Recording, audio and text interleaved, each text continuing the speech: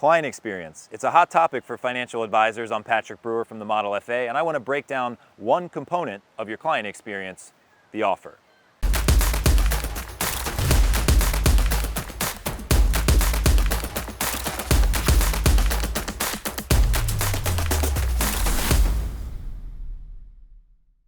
Recently, the client experience has been getting a lot more attention. Advisors are struggling to differentiate. They're trying to deliver an experience that gets their clients and their prospects to view them as different from their competitors.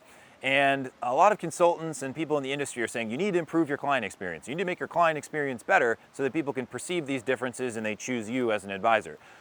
What does that mean exactly? Well, there's a lot of components to the client experience, and I'm not going to be able to go through every single one in this video. So I want to focus on one of the components on the front end of the client experience, and that is your offer.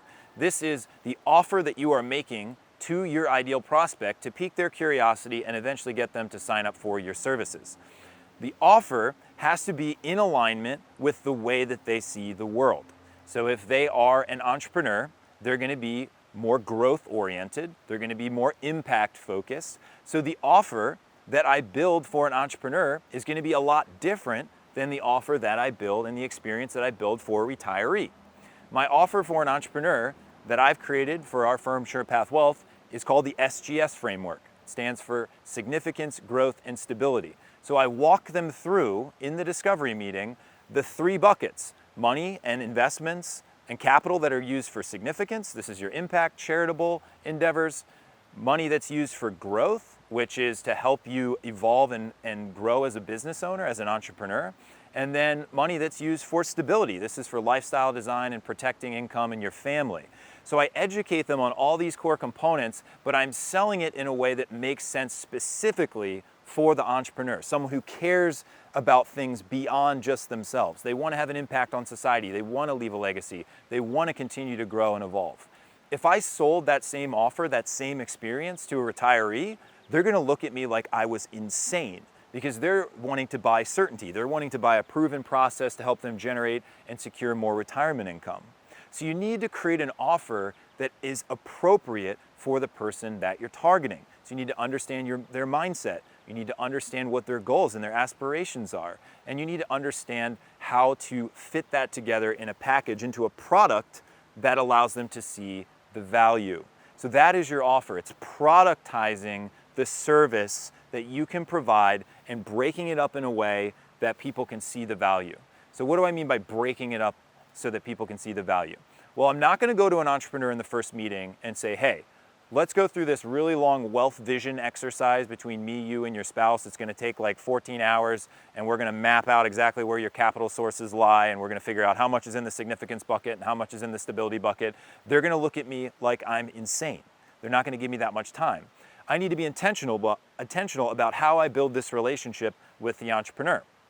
I'm going to lead with something that's going to get them curious. When we're having a conversation, I'm going to say, you know, I've kind of stumbled across a tax strategy that might be able to help save you in the six-figure range potentially when you sell your business. Should we set aside some time to talk about that? That's going to get their attention. I'm going to talk to them about how much money maybe they're paying themselves in the business, and they feel like that, you know, reflects how much value they're contributing. Because a lot of entrepreneurs, they struggle with knowing how much to pay themselves from their business. I'm going to ask them about their team, their leadership, about their vision. I'm going to build a relationship with them. And then when I have the opportunity, I'm going to introduce something that piques their curiosity that's related to the services that I can provide to get to the next step.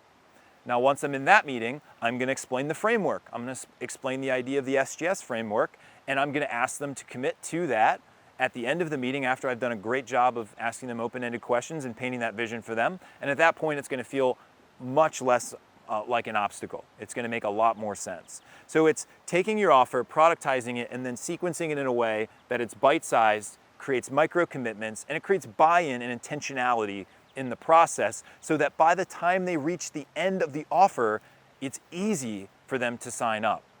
Most advisors right now, they're going for the kill way too early in the cycle, and that's okay if you're getting warm leads, like super warm leads from CPAs or referrals from other clients.